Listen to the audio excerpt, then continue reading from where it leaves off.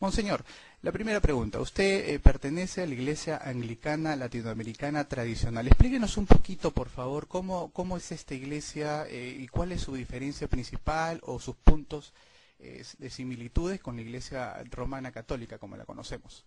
Bueno, en América, sobre todo en la parte norte de América, porque América es una sola, somos americanos en Argentina y somos americanos en Canadá, pero en la parte norte nos llaman anglocatólicos, porque pertenecemos al movimiento católico anglicano, es decir, la Iglesia católica anglicana que no obedece a Roma y que aceptamos el matrimonio de los sacerdotes. Es decir, los sacerdotes, los diáconos y los obispos pueden tener su esposa como cualquier persona, porque los sacerdotes, ante todo, somos humanos como cualquier representante de la especie humana, cualquier terrícola mortal, como yo los llamo en mi página, porque somos terrícolas. Pero hay una iglesia liberal, que es la iglesia episcopal.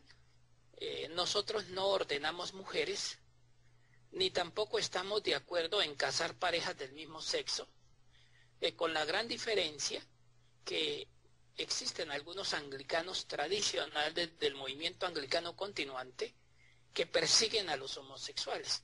Nuestra iglesia no casa homosexuales, ni va a casar homosexuales, pero no perseguimos a nadie.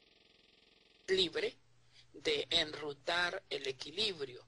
Sin embargo, cuando la persona tiene problemas y no se siente bien en cualquiera de los estados y solicita ayuda, pues la iglesia tiene que brindar la ayuda. O sea, somos una iglesia tradicional.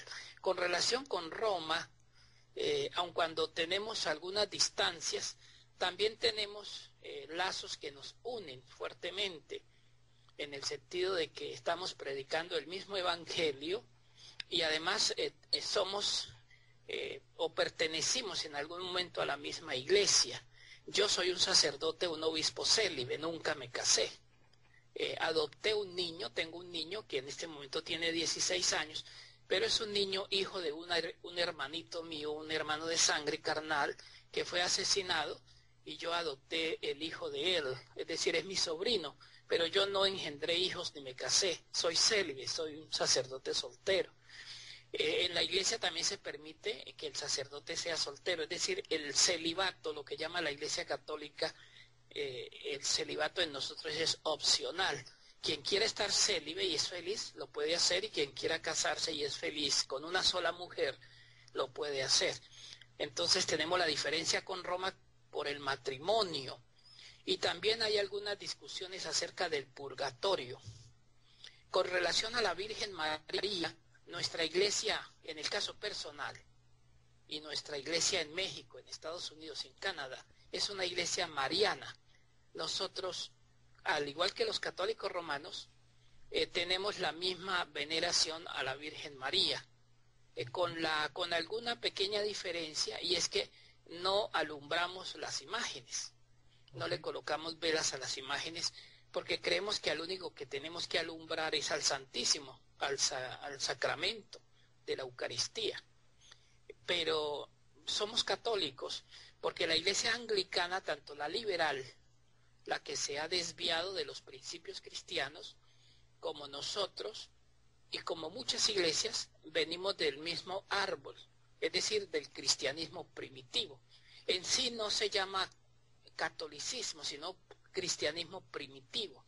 La palabra prácticamente colocada en la iglesia en el año 300, lo que quiere decir es una iglesia para el universo. La mentalidad de Cristo. Cristo es un hombre y un Dios de mente abierta. El hombre que está con Cristo no solamente se comunica con ángeles, con arcángeles, con serafines y querubines, sino que se comunica con el universo. Porque a medida que el hombre va evolucionando, el hombre va adquiriendo la comunicación con las otras dimensiones. Yo personalmente, en las investigaciones que he realizado científicas, he comprobado que tenemos 7 dimensiones hacia arriba, de 1 a 7, y 7 dimensiones hacia abajo, -7. Ahora, cada dimensión, digamos de la 1 a la 2, tiene miles de planos. Hay personas que no logran atravesar esos planos y se quedan entre el 1 y el 2, entre el 2 y el 3. O sea, solamente son 7 dimensiones. Algunos científicos hablan de millones de dimensiones, pero eso no es cierto, porque la habla de plenitud y es el número 7.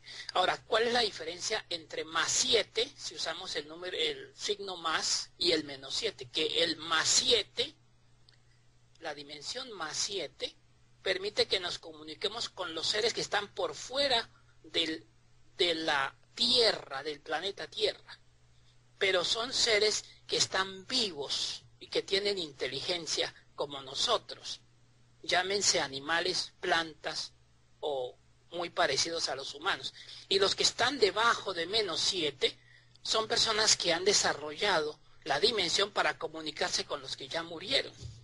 Por eso es muy delicado aquellas personas que se ponen a jugar con los espíritus y con los muertos, porque hacia abajo nos comunicamos con las profundidades del universo, del cosmos.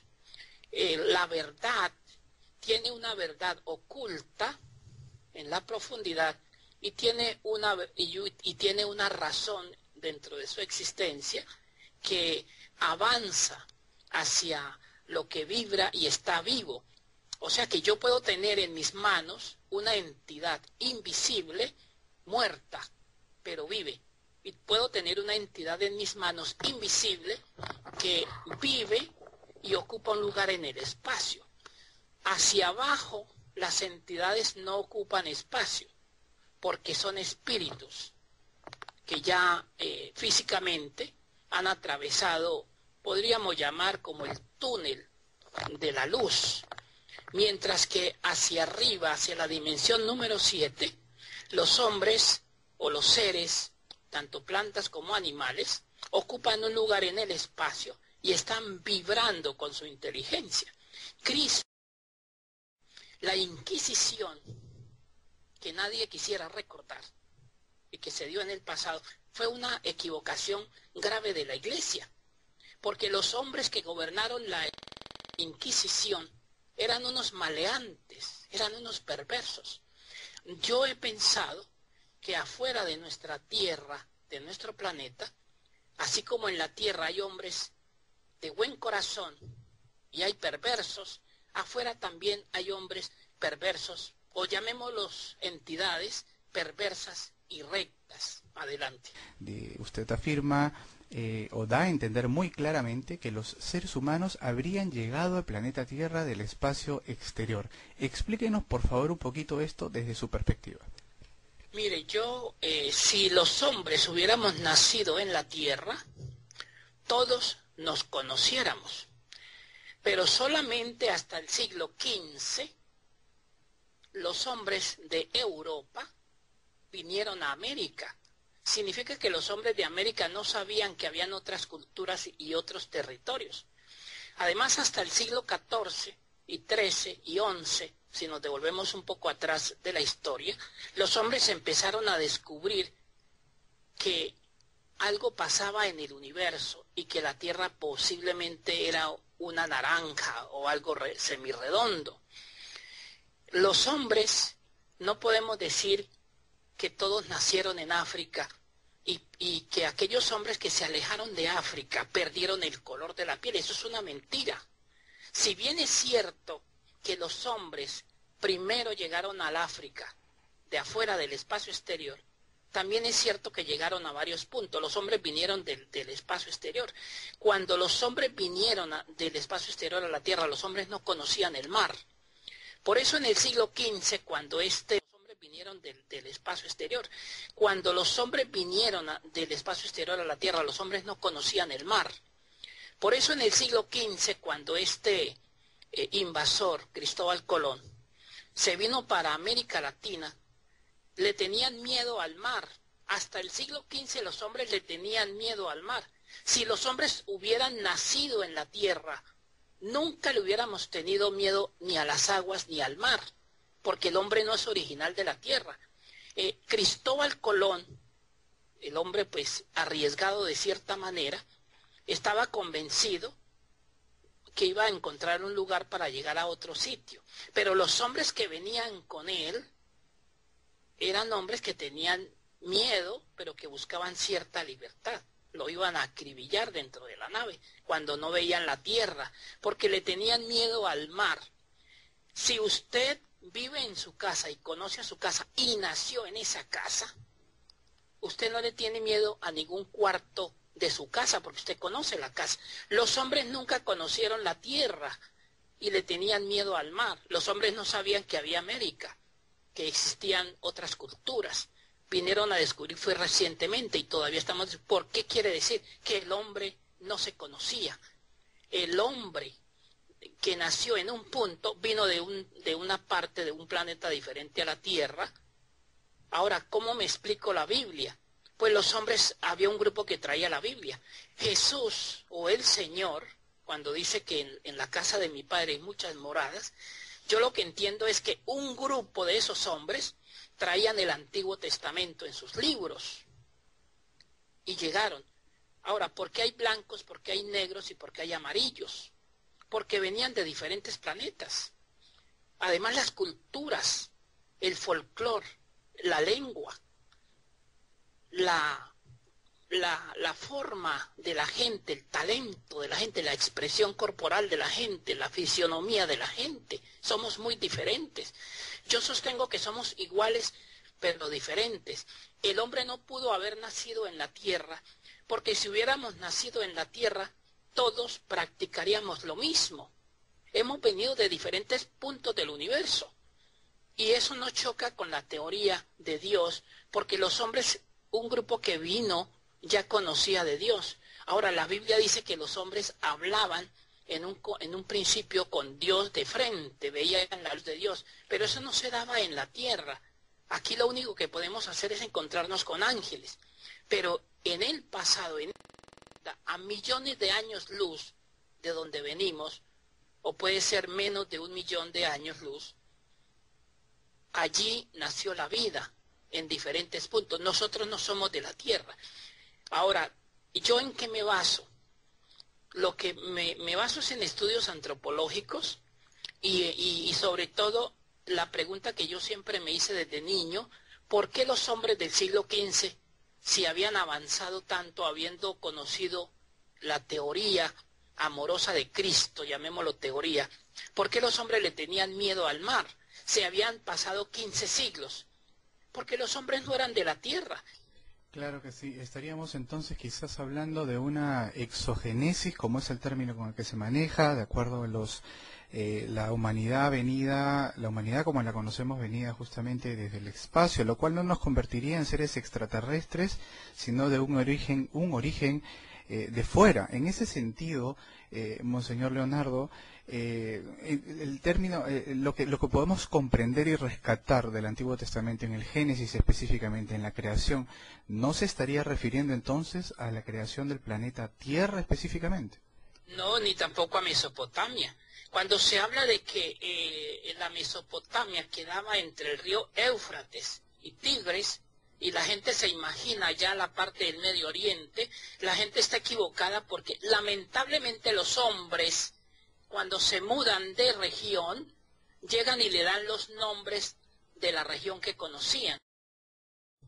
En Nuevas Cartas Pastorales, yo doy la explicación de cómo llegaron los hombres y afirmo que hay naves debajo de la tierra, escondidas, porque el tiempo las ha tapado, y una de esas naves está en el Perú y en Bolivia, que van a servir más adelante para que los hombres, cuando llegue el momento, porque Dios no quiere destruir la tierra ni nada, Dios es amor, es decir, la humanidad tiene que vivir por todos los siglos, hasta que Dios nos dé espacio de vivir.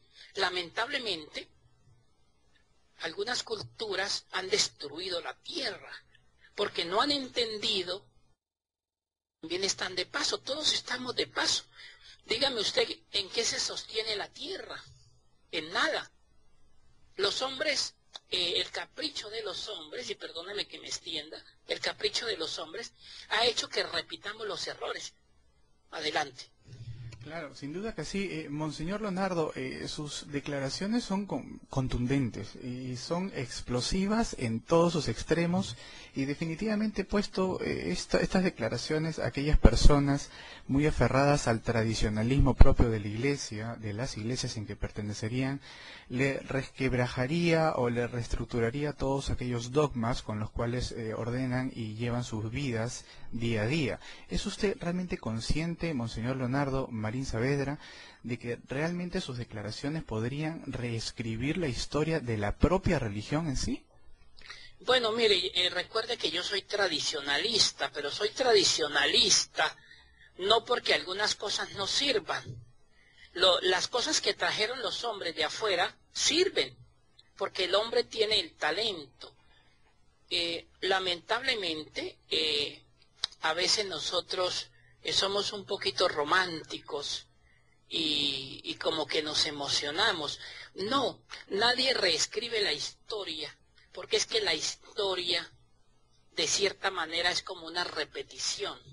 Lo que nosotros estamos es aprendiendo lo que ya otros sabían, porque el celular, hace 30 años, yo era un estudiante en la universidad, o tal vez más, hace 33 años, tengo actualmente 53, un profesor nos dijo, vamos a tener un teléfono que no necesita cables. Y nosotros, y modestia aparte, yo era uno de los más, llamemos vivarachos de la clase. Okay. Estábamos en una clase de investigación científica y estábamos estudiando un tema que más adelante se llamó las revoluciones científicas, que el escritor de las revoluciones científicas publicó el libro 15 años después de nosotros haber estado discutiendo en la universidad las revoluciones científicas. Yo me reía cuando el profesor dijo, vamos a tener un telefonito que no necesita cables y nos vamos a poder comunicar. Hace 33 años eran muy pocas las personas que tenían teléfono en su casa. Yo fui una afortunada, conocí el teléfono a los 9 años y usé el teléfono a los 9 años. O sea que la comunicación me bendijo desde muy niño. Entonces, a veces nosotros creemos que las cosas son difíciles y que son imposibles. Pero nada es imposible porque eso que usted ve imposible ya fue materializado en otro lugar del universo. Es que el universo es inmenso. Adelante. Claro, sin duda que sí. Y Monseñor, una pregunta adicional. Estamos conversando con Monseñor Leonardo Marín Saavedra, arzobispo primado de la Iglesia Anglicana Latinoamericana. Y la siguiente pregunta va por este sentido, Monseñor, si me permite. ¿Cuál es la reacción de la Iglesia, específicamente del Vaticano, de la Iglesia Católica, de las otras autoridades también en estos temas, de acuerdo a sus declaraciones? ¿Cuál es su relación actual? ¿Qué reacciones ha obtenido? No discute, ni las iglesias ni la gente discute conmigo porque yo soy una persona como dirían en Sudamérica, del populacho. Yo no soy un tipo importante. Soy arzobispo y soy obispo porque tuve que emprender una tarea que ya la hice. Entonces, como no soy importante, la gente lo único que dice es, ese es un loco. Es la expresión que usa la gente, pero la gente no cuestiona porque yo no tengo, no gobierno absolutamente nada, porque lo que hice, ya lo hice. Soy un hombre de paso y he comprendido que estoy de paso. De manera que nadie le ha puesto cuidado, ni le van a poner cuidado a mis palabras, porque yo simplemente soy un gusano en este inmenso universo. Y a mí no me interesa que la gente no avance. Yo sí estoy avanzando. Y las personas que quieran avanzar tienen que hacer un esfuerzo. Claro, sí, completamente de acuerdo con sus palabras, Monseñor. Y en ese sentido también, ¿qué opinión le merece a usted la recientemente celebrada conferencia de 5 días de astrobiología que se ha celebrado en el Vaticano, justamente con estos 40 científicos que están ya analizando, insertando la posibilidad de la vida extraterrestre fuera del planeta, ya directamente por la Iglesia Católica, ¿no? Bueno, a mí me pareció algo muy coincidencial que después de que yo escribí en nuevas cartas pastorales sobre el origen extraterrestre del hombre, bueno, no me gusta la palabra extraterrestre, pero usémosla, que la Iglesia Católica Romana haya dicho que existe la posibilidad que hay vida en otros planetas.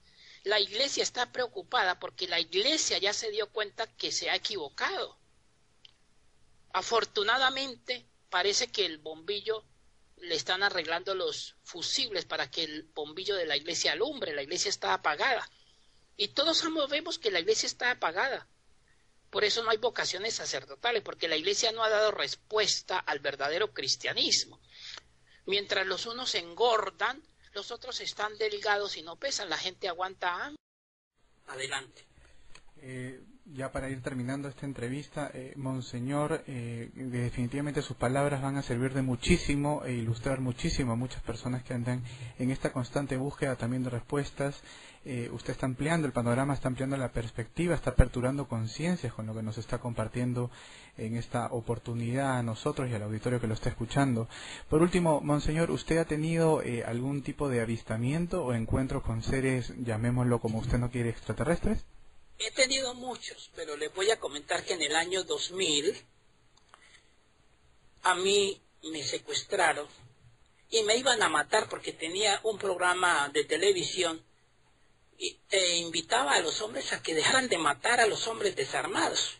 Entonces fui secuestrado por 2 hombres, me sacaron de la parroquia, engañado porque yo visitaba campesinos. ¿Esto en qué país fue, Monseñor? ¿En qué país fue esto? Señor, ¿en qué país fue justamente lo que nos comenta? no hablemos del país ahorita, pero le voy a comentar la anécdota. Cuando los secuestradores me llevaban para asesinarme, íbamos por una carretera destapada y ellos 10 minutos antes me habían dicho, porque ellos mientras me llevaban no me hablaban y por lo general los campesinos que me recogían me hablaban, estos no me hablaban. Entonces yo les pregunté, bueno, ¿por qué están tan tensos? Digo, porque lo hemos sacado de la parroquia, porque lo vamos a matar, usted va a ser asesinado. Bueno, a mí no se me dio nada, porque nunca le he tenido miedo a la muerte, aun cuando me parecía algo de ficción.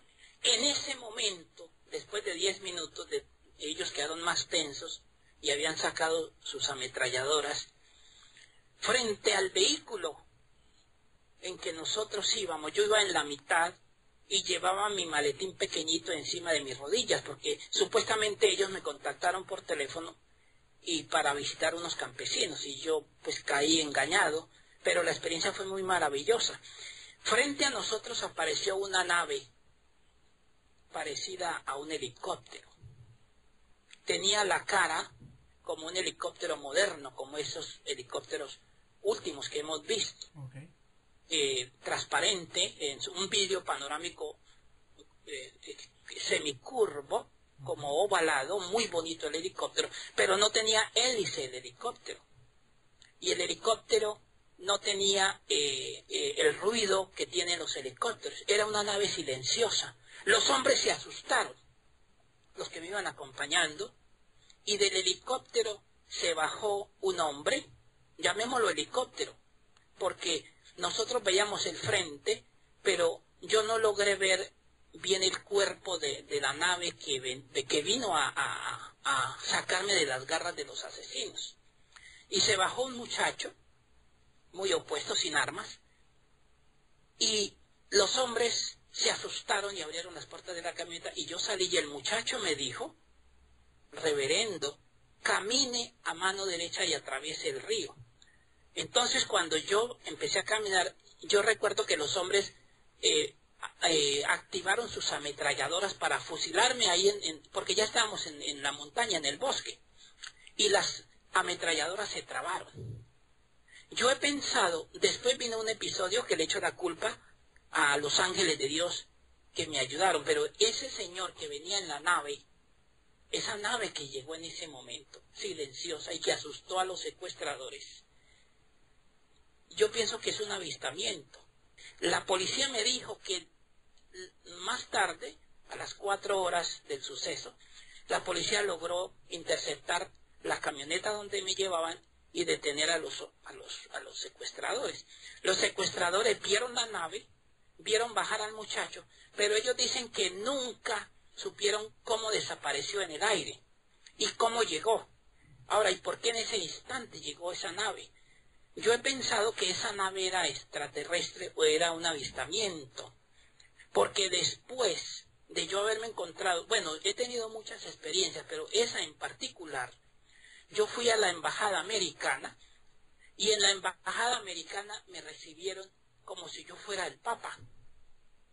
Los funcionarios de la embajada norteamericana me firmaron la visa en un segundo. Yo no tuve dificultades para salir del país, porque a partir de ese momento yo sentía como presencias invisibles que estaban a mi lado y sentía cosas extrañas, inclusive como somos humanos y yo soy limitado, porque no soy un ser dotado de inteligencia, sino que soy del común denominador.